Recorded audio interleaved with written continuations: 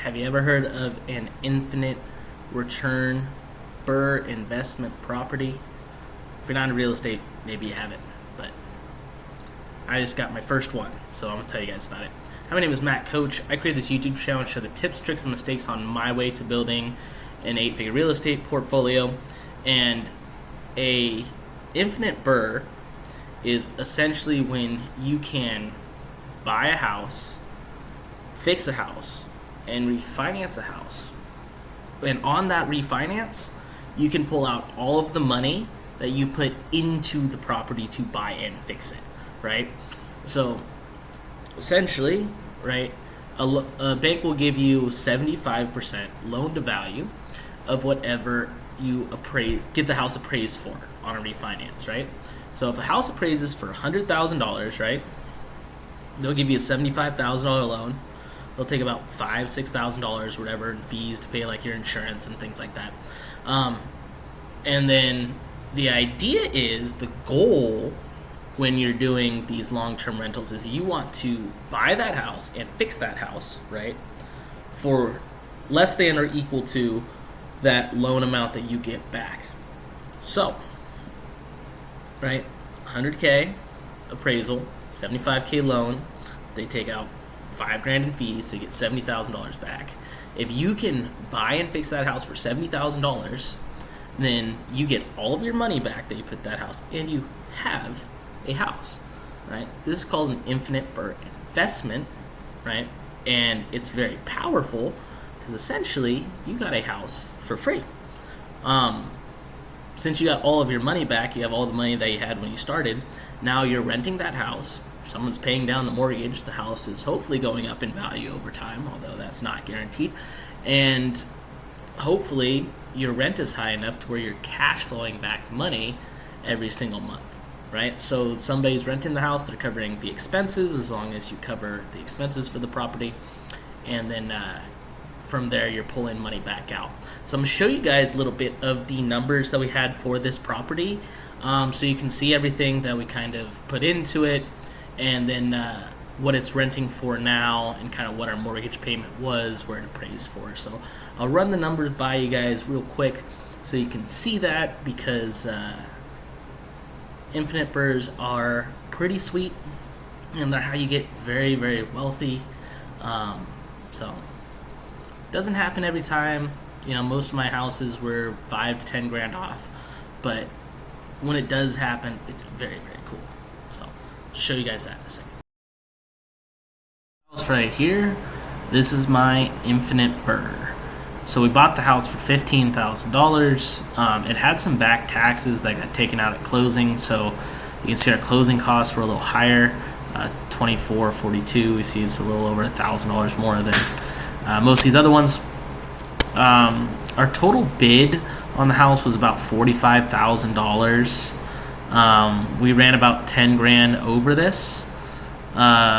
You can see right here, this is kind of our rough estimate. Stuff that we send into the appraiser, $56,300 is what we actually put into the house.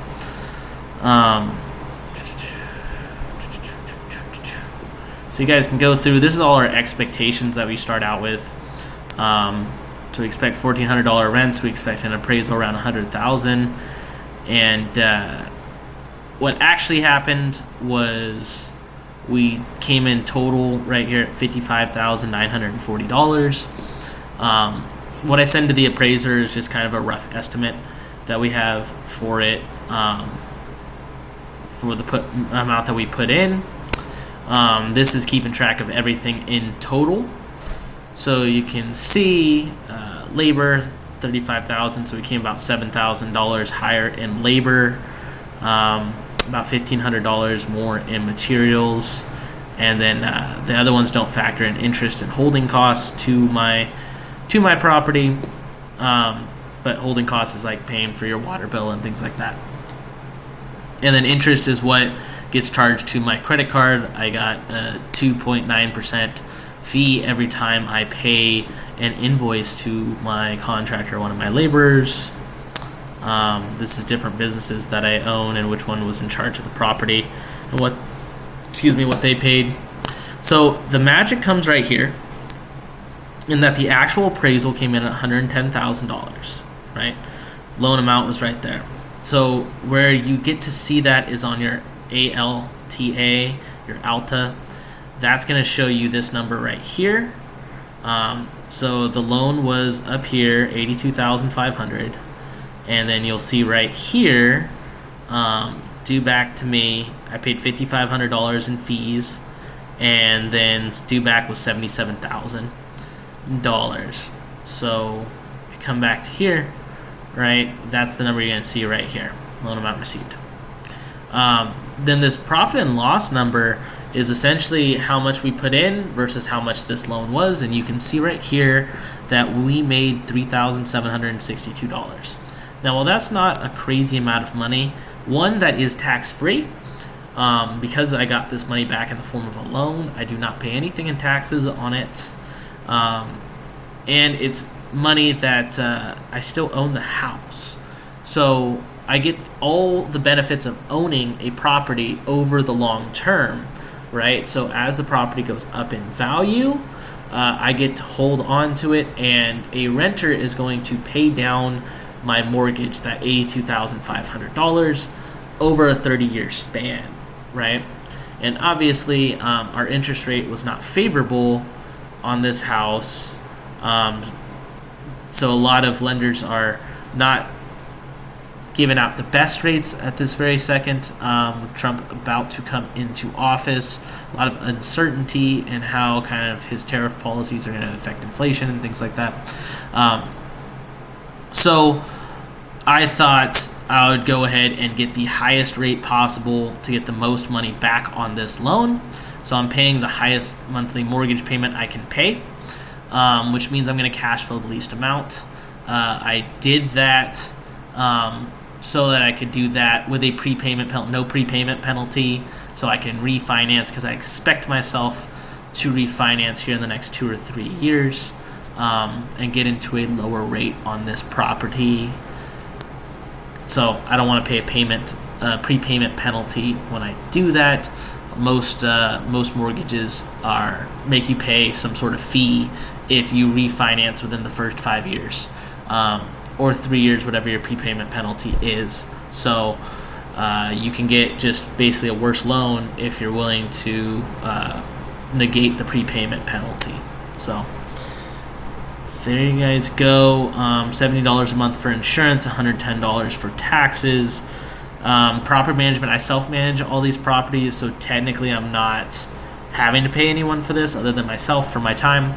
But you want to factor this in for long term. So monthly profit, $433.81. That's the amount that would actually I have control over every single month inside of my bank account. So that would be what we would be getting taxed on from a long-term cap gains perspective. Is this $433.81.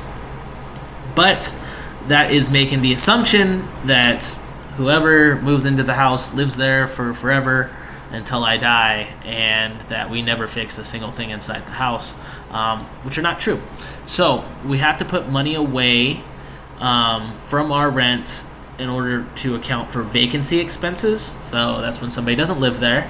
And then capital expenditures. So that's like to put in a new hot water tank or any kind of fixes that we need inside of the property.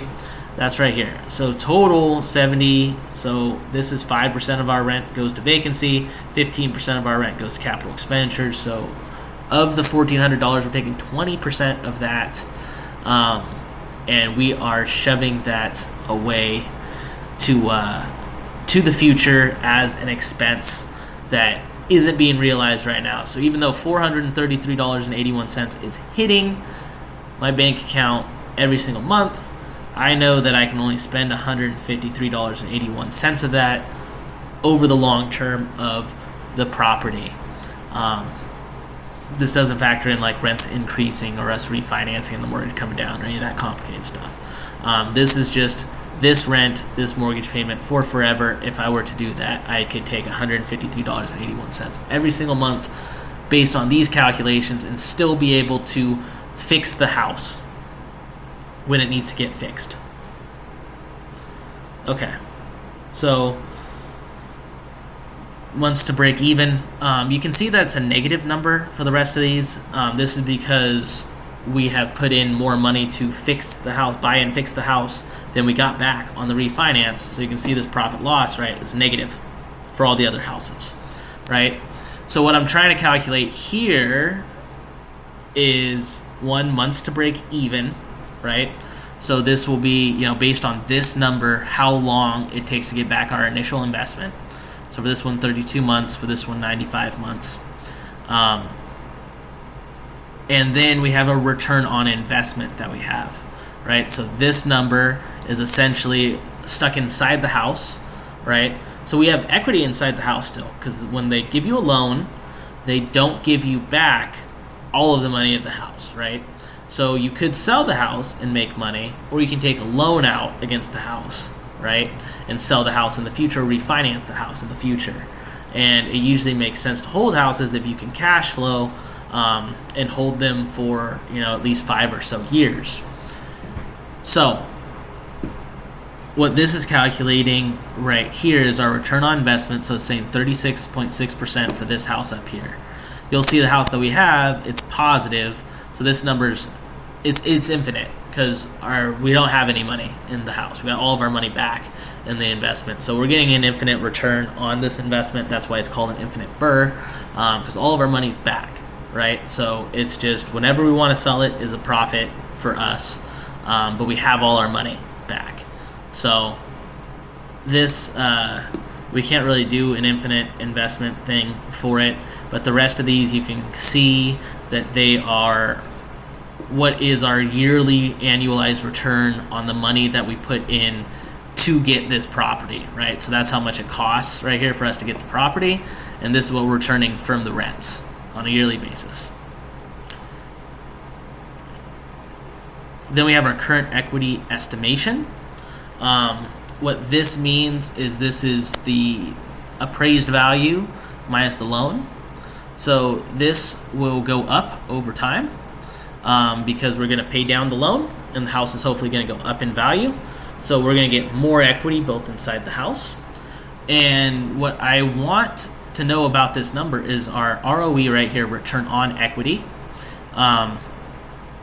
This number is important because it shows us at what point it might make sense for it to sell or refinance the house. So this number goes lower as we continue going through this house because the equity keeps getting higher. So if you can imagine, right, if I'm getting $153 a month and I could sell the house and have $27,500 a month, right? When does that make sense to do? So right now I'm getting a 6.7% return on my money. So I'm willing to take that at the moment and take that as my return. So I'm not going to sell the house. You can see this house up here, we're getting 11.3% on the money. So we're not willing to sell the house at that point. However, if say this was, $100,000, right? Now I'm only getting 2% back on my money from this $153 of cash flow, right? So now I'm probably considering selling the property because I'm not getting enough from the cash flow to make it make sense to me to not just have the $100,000 right now and reinvest it either in more properties or a different investment. So that's what this is calculating right here for long-term investments. I'm going to update this one as well so you can see that one. That one's going to be a 9% return. Yes, so that is an infinite BRRRR. You guys can see it. Here's the appraisal, so you guys can connect it to the house. You had, what does that mean? I clicked the wrong thing. Sorry, it was this. There we go. This is the appraisal. So it was this house right here, appraised for $110,000. So if you guys remember when we have the walkthroughs of that house, this is what they ended up saying this house was worth. and we ended up putting in just about $73,000 to get it to look like it was. And that is how you do an infinite BRRRR investment. Obviously, that isn't the majority of mine. Most of the time, it's gonna not end up being that number that you put. You're gonna go over budget, or your appraisal is gonna come in a little low, or something's gonna go wrong. But when everything goes right, you get all of your money back, and you got a house essentially for free, other than the time and work it took to basically get that house. So over time, I'm going to own this house. It has a new roof, it has new electrical, new plumbing, all of that stuff inside of it, so it probably isn't going to have a whole bunch of expenses over the next decade. We should be able to, keep the expenses pretty low over there, and then we'll probably look to resell it sometime in that kind of bunch, or do a refinance with it. But it's in an okay area, reasonable enough to hold for, I think, an extended period of time. And this is basically the calculations, every calculation I put in for a property, and this one happened to be kind of the ideal strategy. What they, if you watch a lot of videos on real estate investing, kind of what you are trying to do when you're looking to do a long-term rental is this. Basically, buy it, fix it, get all your money back. So, see y'all later. Hopefully that was helpful and insightful for you.